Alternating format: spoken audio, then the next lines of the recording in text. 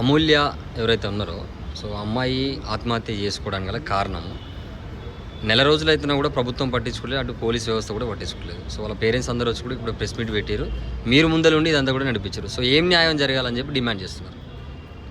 మేము అడిగేది ఏంటంటే, ఇప్పుడు ఆల్రెడీ 2వ నెల నడుస్తుంది. ఇది ఇప్పటి వరకు కూడా ఎటువంటిది ఇది స్పందన అన్నది కూడా ఏం రాలేదు. ఒకటేంది 6 మంది అమ్మాయి పట్ల అక్కడ ఏం జరిగింది అన్నది మనకు సమాజానికి తెలుసు.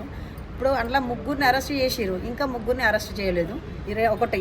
రెండోది వచ్చేసి మళ్ళీ అరెస్ట్ అయినాక కూడా మళ్ళీ ఆ ఫ్యామిలీ వాళ్ళు వచ్చి కూడా మళ్ళీ ఇంకా ఇప్పుడు కూడా వేధింపులు నడుస్తున్నాయి. మరి ఇవన్నీ జరుగుతున్నాయి అంటే పోలీస్ వ్యవస్థ ఎక్కడ ఉంది?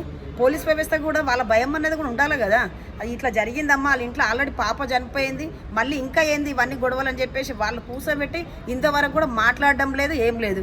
మూడోది వచ్చేసి ఇప్పుడు ఈ అమ్మాయికి ఆ అమ్మాయి వల్లనే వీళ్ళ జీవితం. ఇప్పుడు మేము ప్రభుత్వాన్ని అడిగేది ఏంటంటే, వాళ్ళకు ఒక ఇల్లు ఒకటి, వాళ్ళకి ఒక 1 కోటి రూపాయలు, ఒక 3 ఎకరాల భూమి, ఆ అమ్మాయికి ఇప్పుడు ఉద్యోగం అయితే కంపల్సరీ కావాలి. కనీసం చదువు కూడా చదువుకోవాలన్నా, కాలేజీలు వేయాలన్నా కూడా ఇప్పుడు ఆ తల్లి దగ్గర డబ్బులు లేవు.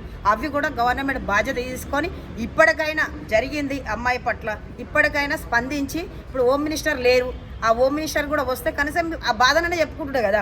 అది లేదు, ఇది లేదు. ఇప్పుడు ఆ అమ్మాయికి న్యాయం జరగాలని చెప్పేసి మేమందరం కూడా మహిళా సంఘాలుగా ఈరోజు నిలవడం జరిగింది. ఆ అమ్మాయి పట్ల న్యాయం జరిగేంత వరకు కూడా మేము ఇంకా పోరాటం చేస్తాం.